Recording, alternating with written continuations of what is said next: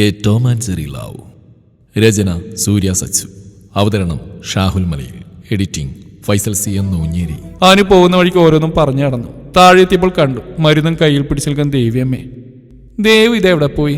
കുത്തിയ മോളെ? ദേവിയമ്മളെ കണ്ടപാടെ ചോദിച്ചു.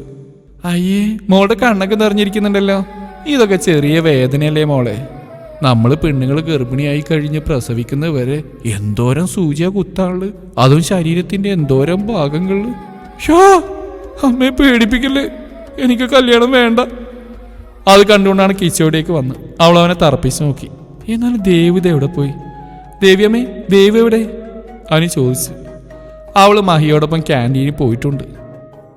ഇവള് തിന്നാൻ വേണ്ടിയാണ് ഇവിടേക്ക് വന്ന്. അനു ദേവിയുടെ അടുത്തേക്ക് പാഞ്ഞു വന്നു. എന്താടി കുത്തിയോടി? എവിടെയാ, കൈക്കോ ചന്തിക്കോ? അവിടെ ഒരു സന്തോഷം കണ്ടില്ലേ? എടി ഡോക്ടറാണോ കുത്തിയെ? അല്ല, നേഴ്സാ. പട്ടി, നീ വീട്ടിലോട്ട് പോയോ? അപ്പൊ കാണിച്ചു തരാം. ദേവു, എന്റെ കൂട്ടാൻ നീ എന്താടി പോയി തിന്ന്? അതോ 2 ഐസ്ക്രീം ബട്ടർ സ്കോച്ച് എനിക്കും വേണം. എന്താ മോളെ, എനിക്ക് എന്താ വേണ്ടേ? ഇവൾക്ക് ഐസ്ക്രീം വേണമെന്ന്. പട്ടി. ബെസ്റ്റ്, പനിയുള്ള സമയത്ത് കഴിക്കാൻ പറ്റിയ സാധന. കിച്ചു, നിങ്ങൾ വാ, വീട്ടിൽ ചെന്നിട്ട് അനുമോൾക്ക് മരുന്ന് കൊടുക്കണം, ദേവിയാൻ പറഞ്ഞു. ആമേ. ഞങ്ങൾ വീട്ടിലേക്ക് തിരിച്ചു. അനു പുറത്തേക്ക് നോക്കിയിരുന്നു. അവൾക്ക് പണ്ട് അച്ഛൻ്റെ കൂടെ ഹോസ്പിറ്റലിൽ പോയപ്പോൾ ഇഞ്ചക്ഷൻ എടുക്കേണ്ടെന്ന് പറഞ്ഞ് വാശി പിടിച്ച് ഓർമ്മ വന്നു. അവൾക്ക് അപ്പോഴാണ് താൻ കാലിനെ കെട്ടിപ്പിടിച്ചിരുന്ന കാര്യം ഓർമ്മ വന്ന്. എൻ്റെ ദൈവമേ, ഞാൻ ആ കാലിനെ കെട്ടിപ്പിടിച്ചോ? കുത്താൻ വന്നപ്പോൾ പരിസരബോധമില്ലാതെ. അയ്യോ, ഇനി ഞാനെങ്ങനെ കാലിൻ്റെ മുഖത്ത് നോക്കും? ആ നേരത്തെ എന്തോ എനിക്ക് അച്ഛനെയാണ് ഫീൽ ചെയ്ത്, അച്ഛൻ്റെ സാന്നിധ്യമുള്ള പോലെ. അതെന്താ അങ്ങനെ? അവൾ ഓരോന്നും ചിന്തിച്ചിരുന്നു. കിച്ചു ഡ്രൈവിങ്ങിൻ്റെ ഇടയിൽ കണ്ണാടിയിൽ കൂടെ അനുവിനെ പാളി നോക്കുന്നുണ്ടായിരുന്നു. നീ വീടെത്തി, ദേവാള് തട്ടി വിളിച്ച്. നിങ്ങൾ വന്നോ? എന്താ ഡോക്ടർ പറഞ്ഞേ? രഘു അച്ഛൻ ഉള്ളിൽ നിന്ന് വന്നുകൊണ്ട് ചോദിച്ചു. രഘു അച്ഛൻ, കുഴപ്പമൊന്നുമില്ല. മോളുടെ മുഖം കണ്ടിട്ട് ഇഞ്ചക്ഷൻ എടുത്ത പോലെ ഉണ്ടല്ലോ. രഘു അച്ഛൻ, എന്നെ കുത്തി രഘു അച്ഛേ. അവൾ കുഞ്ഞു പിള്ളേരെ പോലെ ചുണ്ട് വിളത്തി പറഞ്ഞു. മോള് പോയി റെസ്റ്റ് എടുത്തോ, ഞാൻ കഞ്ഞുകൊണ്ട് വരാം, എന്നാലേ മരുന്ന് കഴിക്കാൻ പറ്റൂ. എടി, കുറെ കാലയിൽ നീ നിന്റെ സ്വഭാവം കഴിച്ചിട്ട് ഇന്ന് നീ നിന്റെ സ്വഭാവം കഴിച്ചോ? കഞ്ഞിയോ? കഞ്ഞി എനിക്ക് വേണ്ട. അത് പറഞ്ഞാൽ പറ്റില്ല മോളെ, കഞ്ഞി കുടിച്ചില്ലെങ്കിൽ ശരിയാവില്ല. വേറെ ഫുഡിനൊന്നും ടേസ്റ്റ് ഉണ്ടാവില്ലല്ലോ. ഞങ്ങൾ റൂമിലേക്ക് പോയി. കുറച്ച് കഴിഞ്ഞപ്പോൾ ദേവിയമ്മ കഞ്ഞിയുമായി വന്നു. ദേവിയമ്മയുടെ കണ്ണുരുട്ടിൽ അനുവേഗം കഞ്ഞി കുടിച്ചു. അത് കഴിഞ്ഞ് അവൾക്ക് മരുന്ന് കൊടുത്തു. മരുന്നിന്റെ എഫക്റ്റിൽ അനു പെട്ടെന്ന് ഉറങ്ങി. കിച്ചാറ് വിട്ടിട്ട് ഓഫീസിൽ പോയി. അനുവിന്റെ കൂടെ കമ്പനിക്ക് ഉറങ്ങാൻ പോയ ദേവുവിനെ അമ്മ ഓടിച്ചു വിട്ടു. പനി പകരുന്നു പറഞ്ഞു. ദേവു അനു ഇല്ലാത്ത കാരണം ശോകടിച്ചിരുന്നു. അടുക്കളയിൽ കയറി ഇറങ്ങിയപ്പോഴാണ് അവൾക്കൊരു സമാധാനമായത്. അനു പിന്നെ എണീറ്റോ വൈകിട്ടാണ്. നീ എണീറ്റോ? എനിക്ക് വിശപ്പൊന്നുമില്ല അനു. വിശപ്പോ? അതിന് ഞാനിപ്പോൾ കഞ്ഞി കുടിച്ചല്ലേ ഉള്ളൂ. ബെസ്റ്റ്. ഇപ്പൊ ടൈം എത്രയും അറിയാം നിനക്ക്? ഉണ്ടംപൊരി, മാതോളി, നാരങ്ങ. വൈകുന്നേരമായി. എൻ്റെ അമ്മ, ഇതൊക്കെ എപ്പോ? നീ നല്ല ഉറക്കായിരുന്നു. ഇപ്പൊ കുറവുണ്ടോടി? ആടി, ഉറങ്ങിയപ്പോൾ സെറ്റായി. ഞങ്ങൾ താഴെ പോയി ദേവിയമ്മയെ കണ്ടു. കൊച്ചിനെ വിളിച്ചുകൊണ്ട് വന്നോ ദേവു നീ? അത് ദേവിയമ്മ അവൾ ഉണർന്നപ്പോ. കുറവുണ്ടോ മോളെ? ദേവിയമ്മേ, മോൾ ഉച്ചക്കൊന്നും കഴിച്ചില്ലല്ലോ. ഞാൻ നോക്കുമ്പോൾ നല്ല ഉറക്കായിരുന്നു, അതാ വിളിക്കാഞ്ഞ്. വേണ്ട ദേവിയമ്മേ, ഇപ്പൊ വിശപ്പില്ല. അപ്പോഴേക്കൊരു ബൈക്ക് വരുന്ന സൗണ്ട് കേട്ടു. നിങ്ങൾ ആരാന്ന് പോയി നോക്ക്. അമ്മേ. അനു! ചിന്നു ഇതും വിളിച്ച് അനുവിന്റെ മേലേക്ക് ഒരൊറ്റ ചാട്ടം. എന്റെ അമ്മച്ചിയേ, ആണ്ടവാ! അയ്യോ! ചിന്നു ചാടിയപ്പോൾ അനു ബാലൻസ് ഇട്ട് അത് അടുത്തുനിന്ന് ദേവനെ പിടിച്ചു. അവൾ പ്രതീക്ഷിക്കാത്ത കൊണ്ട് താഴെ ലാൻഡ് ചെയ്തു. അവളെ പിടിച്ച അനു അവളുടെ മേലുണ്ടായിരുന്ന ചിന്നു അതോടൊപ്പം ദേവുവിന്റെ മേലെ ലാൻഡായി. ഇങ്ങനെ ഒരു കുരിപ്പിനെ ഞാൻ കണ്ടില്ലല്ലോ. ഇതിനെ നീ ഇപ്പിണ്ടാക്കിയതാണോ? ഇതിനാടി പോത്ത് ഏറ്റ മേലേക്ക് ഇടിച്ചു കയറിയത്. ഇതൊക്കെ പറഞ്ഞു വരുന്നത് ചവിട്ടിക്കൂട്ടി തലയിലെട്ടി തേച്ചളയും ഞാൻ. തല തെറിച്ചവനെ എന്റെ പെടലി പോയി. അത് പിന്നെ അനുവിന് പനീന്ന് കേട്ടപ്പോ ഓടി വന്നതാ ചിന്നു. എന്റെ എടിയിലൊന്ന് എന്റെ മേലെ നെണീറ്റടേ. ദേവേട്ടനെ എവിടുന്നോ വന്ന് ഓടി വന്ന് ഞങ്ങൾ എഴുന്നേൽപ്പിച്ചു. ദേവേട്ടനുണ്ടായിരുന്നോ? അയ്യോ, എൻ്റെ അമ്മേനെ എഴുന്നേൽപ്പിക്ക്. ദേവു. ഞങ്ങൾ താഴേക്ക് നോക്കുമ്പോ ഭിത്തിയിലൊട്ടിച്ച സിനിമാ പോസ്റ്റ് പോലെ കിടക്കുന്നു. ആര്? നമ്മുടെ ദേവു. യോ, അവള് പിടിക്ക്. എല്ലാവരും കൂടെ അങ്ങനെയൊക്കെയോ അവള് താങ്ങി പിടിച്ച് സോഫയിലിരുത്തി. ഈ ചിന്നു, എന്റെ അടിയന്തരം ഉടനെ നടത്തണമെന്ന് ആർക്കെങ്കിലും നീ വാക്ക് കൊടുത്തിട്ടുണ്ടോടി? ഇല്ല. നിനക്ക് ഭ്രാന്താണ് ചിന്നു. ഒന്നുമില്ല, അനു പനി പിടിച്ചിരിക്കുന്ന ഒരു കൊച്ചല്ലേ. അത് പിന്നെ പെട്ടെന്ന് കണ്ടപ്പോ. ഈശ്വര, ഇന്നലെ കണ്ടിട്ട് ഇങ്ങനെയാണെങ്കിൽ ഒരാഴ്ച കഴിഞ്ഞ് കാണുമ്പോ നീ എന്നെ ബാക്കി വെക്കുവോടെ? മക്കളായിരുന്ന വന്ന് ദേവിയമ്മ അടുക്കളയിൽ നിന്ന് വന്നോണ്ട് ചോദിച്ചു. ആമേ. ചിന്നു. അല്ല മക്കളെ, നിങ്ങൾ വന്നപ്പോൾ ഇവിടെ നിന്ന് കുറെ അലർച്ച കേട്ടിരുന്നല്ലോ, എന്താ അത്? ദേവിയമ്മ: അതൊന്നുമില്ല അമ്മേ, ഇവരെ എന്നെ കണ്ട ആഹ്ലാദം പ്രകടിപ്പിച്ചതാ. ചിന്നു: ഞങ്ങൾക്ക് എപ്പോ എന്നുള്ള എക്സ്പ്രഷൻ ഇട്ട് അവളെ നോക്കി. ആ അല്ല, മക്കളെന്താ പറയാതെ വന്നേ? ആ ദേവിയമ്മേ, അനുവിന് വയ്യാന്ന് പറഞ്ഞപ്പോൾ തൊട്ട് ഒരു ചെവിതല കേൾപ്പിച്ചിട്ടില്ല. ദേവേട്ടൻ ചിന്നുവിനെ നോക്കി പറഞ്ഞു. ചിന്നു എല്ലാവരെയും നോക്കി വിളിച്ചു. നിങ്ങൾ സംസാരിച്ചിരിക്കുക, അടുക്കളയിൽ കുറച്ച് പണിയുണ്ട്. ഞാൻ സഹായിക്കാൻ വേണ്ട അമ്മേ. ചിന്നു: ഓ വേണ്ട മോളെ, പണി കൂട്ടാൻ എനിക്ക് താല്പര്യമില്ല. Thank you. ഇപ്പൊ എങ്ങനെയുണ്ട് അനു? ദേവൻ ചോദിച്ചു. കുറവുണ്ടേട്ടാ. അപ്പോഴും കിച്ചും വിച്ചും വന്നു. ആ നിങ്ങളിപ്പോ എത്തി? ഇവൾക്ക് അനുവിനെ കാണുമെന്ന് പറഞ്ഞപ്പോൾ കൊണ്ടുവന്നാ. ഇപ്പൊ എത്തിയുള്ളൂ. നിങ്ങളെന്താ നേരത്തെ? ദേവൻ: ഇന്ന് വലിയ പണിയൊന്നുമില്ല, അപ്പൊ ഇങ്ങനെ പോന്നു. ആൺപടകളെ, നിങ്ങളിവിടെ നിന്നോ, ഞങ്ങൾ പോയിട്ട് വരാം. ചിന്നു: എവിടേക്ക്? ദേവു: മേലേക്ക്. ചിന്നു: ആ വാ പോവാ. അനു, നീ കുത്തുമ്പോ കരഞ്ഞോ? കരഞ്ഞടി. നിനക്ക് പേടിയാണല്ലേ? പിന്നെ ഈ പറയുന്ന ആൾക്ക് പേടിയില്ലാത്ത പോലെ. 10ാം വയസ്സിൽ ഇഞ്ചക്ഷൻ എടുക്കുമ്പോ കുറുകെ വന്ന നേഴ്സിനെ കുപ്പിയോണ്ട് തലക്കടിച്ച ഭീകരിയാണ് ഇവൾ, കൊടും ഭീകരി. ദേവു: അത് പിന്നെ. ചിന്നു: ഒന്നും പണയണ്ട, എല്ലാം മനസ്സിലായി. അനു: ഞങ്ങൾ സംസാരിച്ചിരുന്നു. എന്റെ അതുവരെ ഉണ്ടായിരുന്ന ക്ഷീണമെല്ലാം ഇവിടേക്കോ മാഞ്ഞുപോയി. അമ്മാതിരി തള്ളാണ് ചിന്നു തള്ളി മറിക്കുന്നേ. കുറച്ചു കഴിഞ്ഞ് ദേവുവിന്റെ ഫോൺ റിംഗ് ആയി. ഡി ഒന്ന് പോയി നോക്കി. ദേവു: വാ അവിടുന്ന്, എനിക്ക് വയ്യ. ചിന്നു: ഓ ശാവം. അബി ആമി കോളിങ്. എടിയേ, അബിയോ ആമിയാണ്. ദേവു: ആ നീ എടുക്ക്. ചിന്നുള്ള ടൈം എന്നെ വിളിച്ച്. അവൾ കോൾ എടുത്തു. ഹലോ. ആമി ഫോൺ എടുത്തുകൊണ്ട് പിച്ചക്കാരി വിളിച്ചു. ഇതെവിടെ പിച്ചക്കാരി സൗണ്ട്? ആമി: നാദാ ചിന്നുവല്ലി. ചിന്നുവല്ലിയോ? നാഗവല്ലി ശോഭനയല്ലേ? ഞാൻ ചിന്നു, അപ്പൊ ചിന്നുവല്ലി. ഏയ് ദേവു, എന്തുകൊണ്ട് നിൽക്കുക? ഫോൺ ചിന്നുവല്ലി കൊടുക്ക്. ആമി: ഓ ആയിക്കോട്ടെ. ദേവു ചിന്നുവിന് ഫോൺ കൊടുത്തു. അതെ, വീഡിയോ വിളിക്കാം, അപ്പോഴേ കാണാൻ പറ്റൂ. അബി: ആ ഓക്കെ. വീഡിയോ കോൾ കണക്ട് ആക്കി.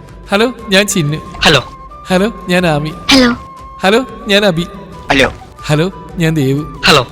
ഹലോ, ഞാൻ അനു. ഹലോ. അല്ല, ഇതെന്താ ഇപ്പൊ ഇങ്ങനെ? അബി: അത് പിന്നെ നിങ്ങളൊക്കെ പേര് പറഞ്ഞപ്പോ ഞങ്ങൾ മാത്രം പറയാണ്ടിരിക്കുന്നത് ശരിയല്ലല്ലോ. ദേവു: ഓ അങ്ങനെ. ഇന്ന് അനുവിന് പനി വന്ന കാരണം, അല്ലെങ്കിൽ ഒന്ന് വിശദമായിട്ട് പരിചയപ്പെടായിരുന്നു. ചിന്നു: അനുവോ? നിന്നെക്കാൾ മൂത്തല്ലേ? അബി: മൂപ്പോ? മൂക്കാനി തന്ന മത്തങ്ങയാണോ? ആ ബെസ്റ്റ്. നിങ്ങൾക്ക് എന്നെ നല്ലപോലെ അറിയില്ലാന്ന് തോന്നുന്നു. എന്നെ പറ്റി ഒന്നും പറഞ്ഞില്ലേ ഇവര്? എടികളെ, നമ്മളെക്കാൾ 2 വയസ്സ് മാത്രമേ താഴെയുള്ളൂ എന്ന് പറഞ്ഞ് ഇവള് നമ്മളെ പേരാണ് വിളിക്കുക.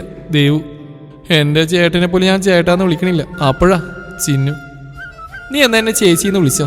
ആമി: അതെന്താ? അത് നിന്നോട് പറയാൻ മറന്നു. ഇവൾക്ക് ഞങ്ങളെക്കാൾ പ്രായമുണ്ട്. യോ, ആമി ഒരു കിളവിയായിരുന്നോ? രോഗം ബാധിച്ച് ശുഷ്കിച്ചതാണോ? രോഗം ബാധിച്ച് ശുഷ്കിച്ചതിന്റെ കുഞ്ഞമ്മ. എനിക്ക് 20 വയസ്സുണ്ട്, ഇവർക്ക് 19. ഓ, അപ്പൊ നിസാമുദ്ദീൻ എക്സ്പ്രസ് പോലെ ഇവളൊരു കൊല്ലം ലേറ്റാണ്. അതൊന്നും സാരല്ല, ആമീനെ മാത്രം ചേച്ചിന്ന് വിളിച്ച എങ്ങനെയാ? ചിന്നു: നീ വിളിക്കണ്ട, അല്ലെങ്കിലും നമുക്കെന്ത് ചേച്ചി, എന്താ അനിയത്തി. ആമി: അതാണ്.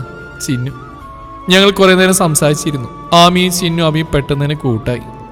അല്ലെങ്കിലും ഒരേ വട്ടുള്ളവരെ ദൈവം ഒന്നിച്ച് ഒരേ സ്ഥലത്ത് കൊണ്ടിടും. സമയം പോകുന്ന അറിഞ്ഞില്ല. അവസാനം ദേവിയമ്മ വന്ന് ഭക്ഷണം കഴിക്കാൻ വിളിച്ചപ്പോഴാണ് ബോധമുണ്ടായത്. 6 മണിക്ക് തുടങ്ങിയ കോളാണ്. മാളിൽ നിന്ന് പോകാൻ പറ്റാത്ത കാരണം അടുത്ത സൺഡേ പോകാൻ തീരുമാനിച്ചു. ഞങ്ങൾ ബൈ പറഞ്ഞ് താഴേക്ക് ചെന്നു. ഞാൻ ഫുഡ് കഴിക്കായിരുന്നു. ദേവിയമ്മ കഞ്ഞിയും കൊണ്ട് വന്നു. എനിക്കിത് വേണ്ട ദേവിയമ്മേ. അനു: അതൊന്നും പറഞ്ഞാൽ പറ്റില്ല, ഇത് കുടിക്ക്, എന്നാലേ മരുന്ന് കഴിക്കാൻ പറ്റൂ. ദേവിയമ്മ കണ്ണുരുട്ടി പറഞ്ഞു. എങ്ങനെയൊക്കെയോ അനു കഞ്ഞി കുടിച്ചു. അനു: ദേവു ടാറ്റ. ഫുഡ് കഴിച്ചു കഴിഞ്ഞാൽ ചിന്നു ദേവേട്ടനും പോകാനിറങ്ങി. ഓ ആയിക്കോട്ടെ. അല്ലെങ്കിൽ ഞാനിന്നിവിടെ കിടന്നാലോ? ചിന്നു: അവൾക്ക് മരുന്ന് കഴിച്ചതിന്റെ ക്ഷീണം ഉണ്ടാവും, അവൾ ഉറങ്ങിക്കോട്ടെ. നീ കിടന്നതിന് ചവിട്ടി താഴെ ഇടും. ദേവൻ: ഹലോ മിസ്റ്റർ ദാസപ്പൻ, കൂടുതൽ സംസാരിക്കണ്ട. ചിന്നു: നിന്നോട് ഞാൻ പറഞ്ഞിട്ടുണ്ട് എന്നെ ദാസപ്പൻ എന്ന് വിളിക്കരുതെന്ന്. നിങ്ങളുടെ മുഴുവൻ പേര് ദേവദാസ് എന്നല്ലേ? അപ്പൊ രണ്ടും വിളിക്കാം. ഇത് കണ്ണപ്പേട്ടൻ ദാസപ്പേട്ടൻ. ദാസപ്പേട്ടൻ ദാസപ്പേട്ടൻ. അനു അവിടെ കിടന്ന് ചിരിച്ചു. അയ്യോ, ആ പേര് കൊള്ളാം. അനു. ദേവൻ ചിന്നുവിനെ നോക്കി. അതോടെ ചിന്നുവിന് അപകടം മണത്തു. എടി നിർത്തടി, എനിക്ക് ആ പേര് ഇഷ്ടായി, ദാസപ്പേട്ടൻ. ദാസപ്പേട്ടൻ. അനു: ഇവളെന്നെ കൊലക്ക് കൊടുക്കൂ. ചിന്നു. അനു ചിരിച്ചിരിച്ചു നോക്കിയ ദേവന്റെ മുഖത്തേക്ക്.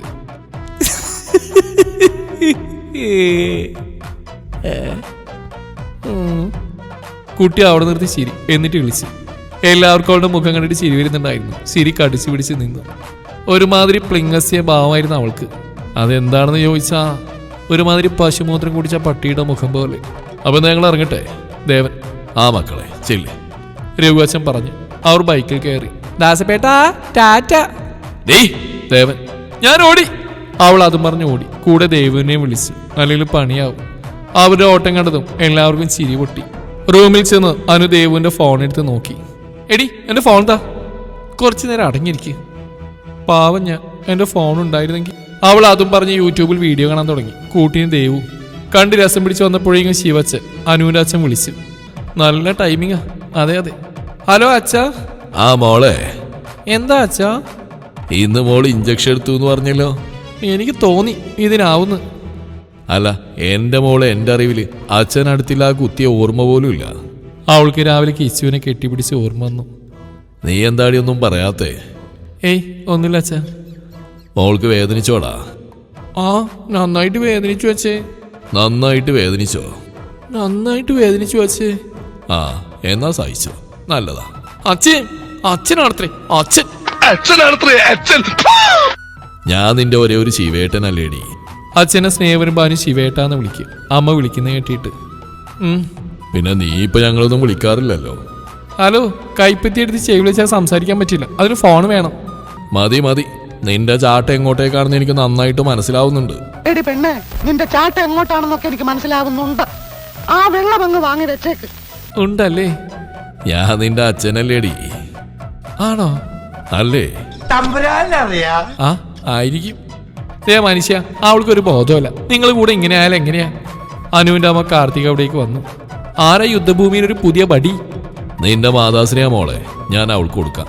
ഇല്ലേന്ന് എനിക്കിനി അച്ഛനെ കാണാൻ കിട്ടില്ല. ആ അച്ഛന് BP കൂടുതലാണല്ലേ? ഇല്ല മോളെ, ഇന്നലെ കൂടി നോക്കിയതാ, നോർമലാ. ആ BP അല്ല, ഭാര്യയെ പേടി. ഇങ്ങ് താ മനുഷ്യ ഫോൺ. മോളെ, പ്രപഞ്ചത്തിൽ അമ്മയേക്കാൾ വലിയ പോരാളി മറ്റാരുമില്ല. Hello my dear Gundamma. Daddy, ഈ വിളിക്ക് മാത്രമേ കുറവില്ലല്ലേ? അതങ്ങനെ മാറ്റാൻ പറ്റില്ലല്ലോ അമ്മേ. നീ ഇപ്പൊ എന്താണ് ഇങ്ങോട്ടൊന്നും വിളിക്കാത്ത? മറന്നോ ഞങ്ങളെ? ആദ്യം കെട്ടിനോട് പോയി പറ, എനിക്ക് ഫോൺ വാങ്ങിത്തരാൻ. അതിന് നിന്റെ ഫോൺ എന്ത് പറ്റി? അച്ഛനിതൊന്നും പറഞ്ഞിട്ടുണ്ടാവില്ല. ഇപ്പൊ എന്തു പറയും? അമ്മ അറിഞ്ഞ എന്നെ കൊല്ലു. നിന്റെ ഫോൺ എന്താ പറ്റിയ മോളെ? അതമ്മ, അത് പിന്നെ ഫോൺ മാറ്റി വാങ്ങിച്ചാലോന്ന് എനിക്കുണ്ട്. കുറെ കാലമായില്ല ആ ഫോൺ തന്നെ ഉപയോഗിക്കാൻ തുടങ്ങിയിട്ട്. ഫോണിന് കുഴപ്പമൊന്നുമില്ലല്ലോ. അപ്പൊ ഇത് തന്നെ മതി, വേറെന്തിനാ? ഏയ് ഞാൻ ചുമ്മാ. അങ്ങനെ അധികം ചുമ്മണ്ട കേട്ടോ. എനിക്ക് ഈടായിട്ട് കുറച്ച് ചുമ്മൽ കൂടുന്നുണ്ട്. നിന്റെ ചുമ്മൽ ഞാൻ ശരിയാക്കി തരാം. ഓ അയ്യോ എന്റെ കറി. അമ്മ അതും പറഞ്ഞ അടുക്കളയിലേക്ക് ഓടി. എന്താ അച്ഛേ, അമ്മയ്ക്ക് എന്താ പറ്റിയേ? കറി അടുപ്പത്ത് വെച്ചാ നിന്നോട് അവൾ സംസാരിക്കാൻ വന്നു. ഇപ്പഴാ ഓർമ്മ വന്ന്. ഓ പിന്നെ മോളെ, അവള് ഫോണിന്റെ കാര്യമൊക്കെ ചോദിക്കുന്നുണ്ടായിരുന്നല്ലോ, എല്ലാം പൊളിഞ്ഞോ? ഇല്ല, ഇപ്പൊ പൊളിഞ്ഞേനെ. നിന്റെ ഭാഗ്യം. പോ മനുഷ്യ. റീഡി, ഞാൻ നിന്റെ അച്ഛനാ. അതിന് ആ, നിനക്ക് പകരം ഒരു തെങ്ങ് വെച്ചാ മതിയായിരുന്നു. എങ്കിലതിന് മണ്ടിരി വന്നേനെ. ഓ, എന്നാ ഒരു വാഴ വെക്കാം. എങ്കിലത് കൊലക്കത്തില്ലായിരുന്നു. പോളി പോ, വെച്ചിട്ട് പോ, അതാ നല്ലത്. അപ്പൊ ശരി അച്ഛാ, ഉറക്കം വരുന്നുണ്ട്. മരുന്നിന്റെ എഫക്റ്റാ. ബൈ. ബൈ മോളെ, നാളെ ഒന്ന് വിളിച്ചേക്കണേ. വിളിക്കണ്ട അച്ഛൻ, പേടിക്കണ്ട, എനിക്കൊന്നുമില്ല. അച്ഛക്ക് അറിയാടാ വാവേ. ബൈ. ബൈ. അനു ഫോൺ കട്ടാക്കി ബെഡിലേക്ക് നോക്കി. KSEB ലൈനിൽ നിന്നും ഷോക്ക് അടിച്ചെത്ത വവ്വാലും കുഞ്ഞ് ചത്ത് കിടക്കുന്ന പോലെ ഒരുത്തി ബെഡിൽ കിടക്കുന്നു. പിന്നെ അനു അവിടെ കൂടെ കെട്ടിപ്പിടിച്ച് കിടന്നു. എനിക്ക് ഉറക്കം വരുന്നു. ഇതാരാ പുതിയൊരാള്? ഞാനാ, കഥ പറയുന്ന ആളാ. അയ്യേ, ഇറങ്ങി പോടാ തെണ്ടി റൂമീന്ന്.